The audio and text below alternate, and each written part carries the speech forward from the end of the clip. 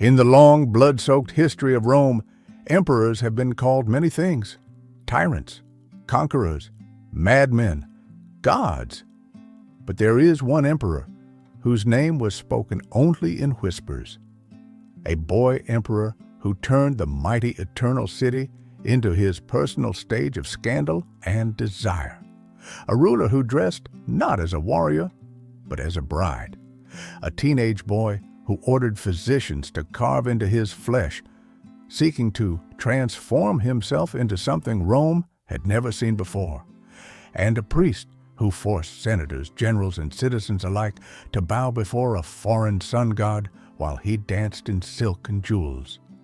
This is the story of Elagabalus, Rome's most perverse ruler and perhaps one of history's most misunderstood. He was crowned emperor at just 14 years old, not because of his own strength, but because of the ruthless ambition of his grandmother and mother. And yet, in just 4 short years of rule, he would scandalize Rome so deeply that the Senate would later curse his memory, erasing his name from monuments, smashing his statues, and damning him forever in history. But who was Elagabalus really? Was he a monster of perversion, a boy lost in lust and madness? Or was he a tragic figure, a youth forced into power, desperately searching for identity in the heart of an empire that hated everything he stood for? Today, we walk into the shadows of ancient Rome, into a world of silks and swords, temples and taverns, where the most powerful empire on earth was ruled by a child who wanted to be a woman. This is not just history, it is scandal, it is politics, it is humanity at its most raw. And before this story ends, you will see how Rome dealt with its most forbidden emperor. But before we begin this dark journey into the life and death of Elagabalus, take a moment to subscribe to our channel, because in this place, history is not just told, it is unearthed, revived, and retold with all the blood, scandal, and mystery that the textbooks left behind. Now, let us step back to the deserts of Syria, to the temple of a blazing sun god, and to a young boy no older than 14 who would soon wear the purple robes of Rome. But little did Rome know, the boy they crowned emperor would also be the boy who shattered every tradition the empire had ever held sacred. Before Elagabalus became Rome's most scandalous emperor, he was not a Roman at all. He was a boy born far away from the eternal city in the dusty landscapes of Syria. His birth name was Varius Avitus Bassianus. And from the very beginning, his destiny was shaped not by soldiers or emperors, but by priests and gods. Because Elagabalus was no ordinary child.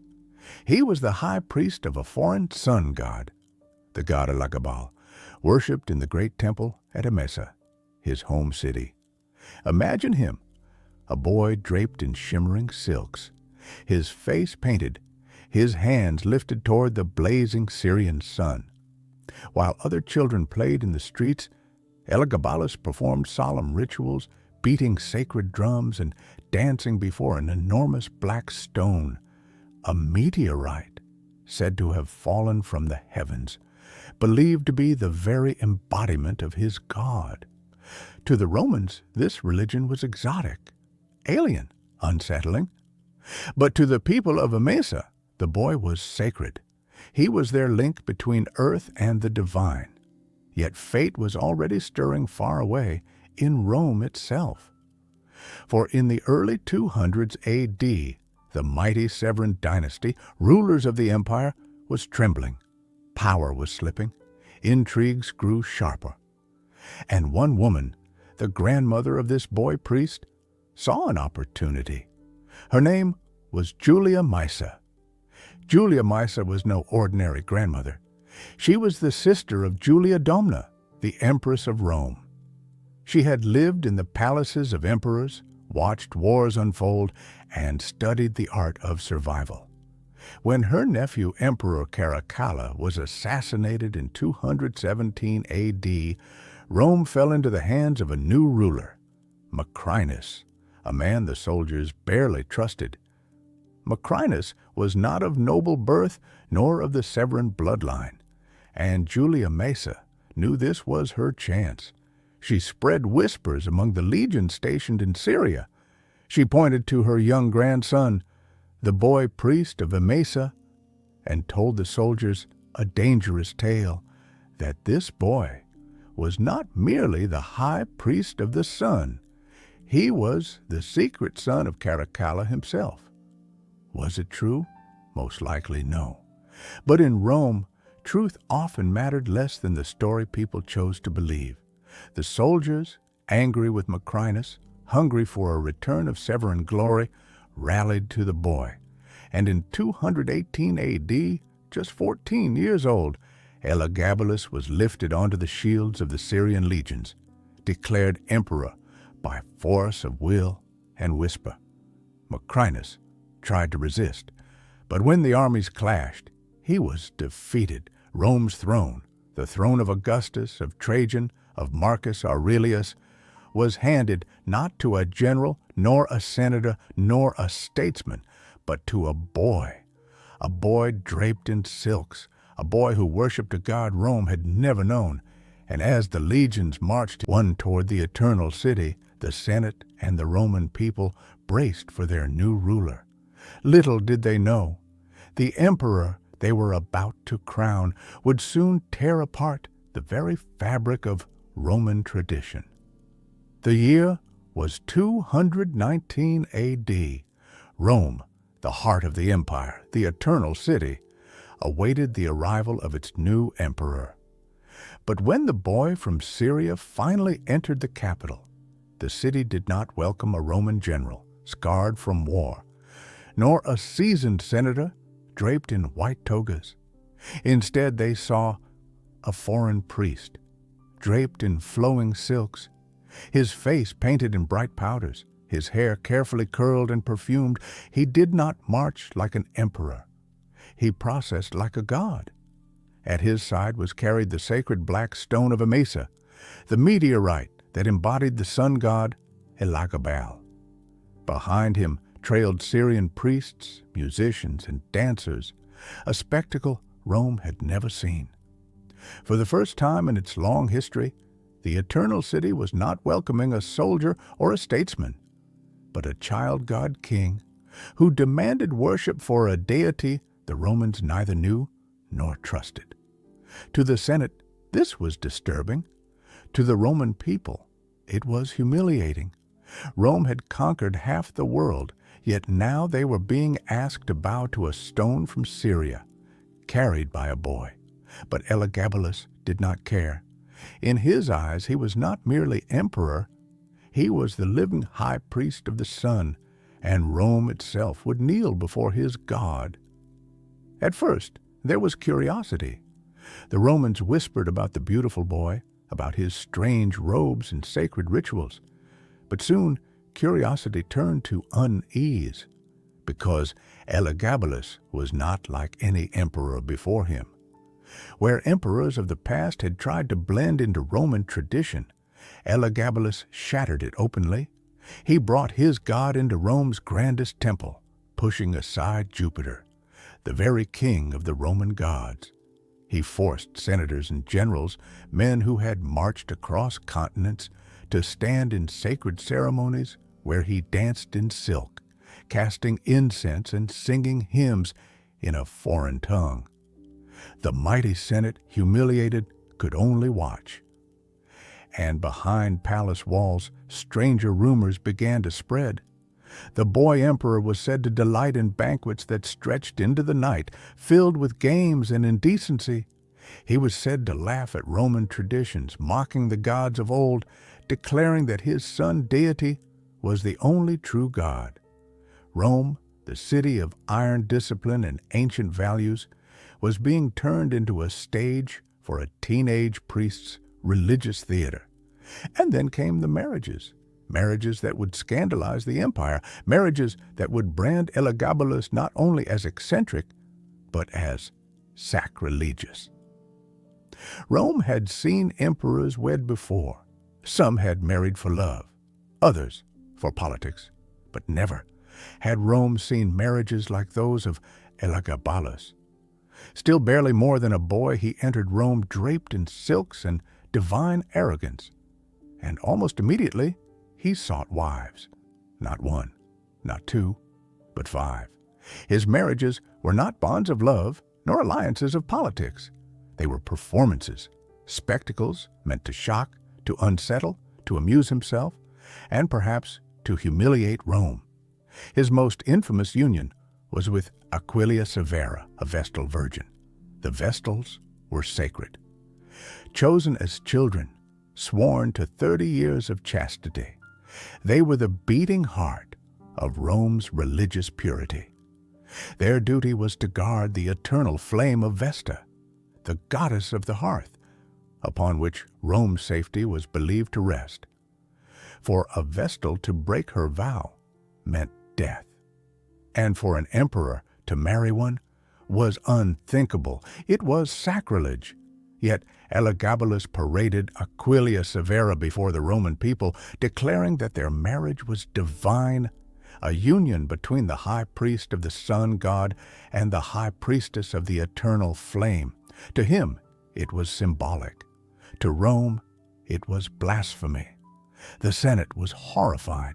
The people whispered, and yet Elagabalus smiled. He cared nothing for their outrage. He boasted that this marriage would produce godlike children, heirs of both sun and fire. But Aquilia Severa was not his only bride. He married and discarded wives almost as quickly as he changed costumes. One moment, the daughter of a noble; the next, a woman of little status. Then back again to Aquilia, as though marriage were not sacred, but a game. And while his wives filled the gossip of Rome, so too did his lovers, because Elagabalus was not bound by the expectations of manhood. He took male lovers openly. One of them, his own charioteer, a man named Heracles, whom he reportedly adored so much that he called him his husband. To Rome's stern generals and senators, this was shameful. An emperor who should have been commanding armies instead painting his face, curling his hair, and calling another man his master in the bedroom. And yet, the boy emperor reveled in it. He demanded to be called empress, not emperor. He dressed as a bride, not a groom. He placed himself in the role of wife, not husband. The Romans called it madness. Historians later branded it perversion. But pause for a moment and consider the boy behind the silks. He had been raised as a god priest, not a man. Crowned emperor at 14, thrust into the world's harshest spotlight.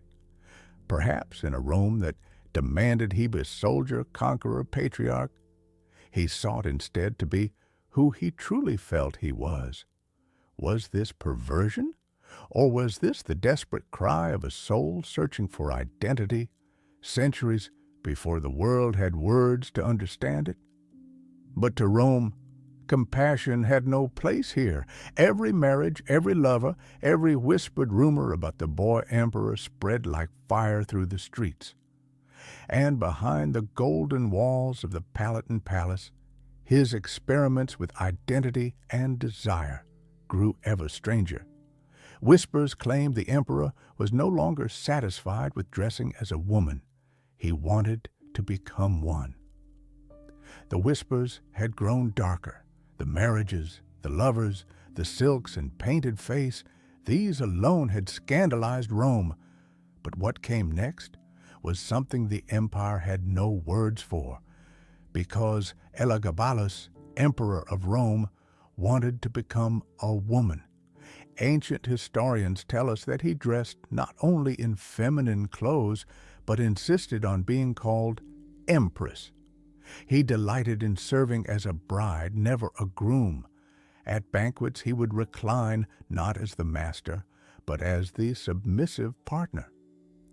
But beyond titles and costumes, Elagabalus yearned for something deeper. He is said to have offered vast sums of money to any physician or surgeon who could perform the impossible, to create female genitalia for him. In the words of the historian Cassius Dio, the emperor asked doctors to cut him open, to alter his body, so that he could finally be what he believed he was inside. It is perhaps the earliest record in history of a ruler seeking what today might be called a gender transformation. To Rome, this was madness. But think of the boy, crowned at 14, raised as a priest draped in silks, taught to serve a god through dance, perfume, and ritual. Perhaps, in his heart, he had never felt the iron weight of manhood Rome demanded. Perhaps he longed not to conquer, but to belong, not to rule, but to transform. We cannot know his thoughts, but in those rumors, in those ancient whispers, we hear something deeply human, a cry for identity, a desire so powerful it defied the most powerful empire on earth. But Rome was not a city of compassion. It was a city of tradition, law, and iron discipline. And to them, the emperor's desire was not only shameful, it was an insult to Rome itself.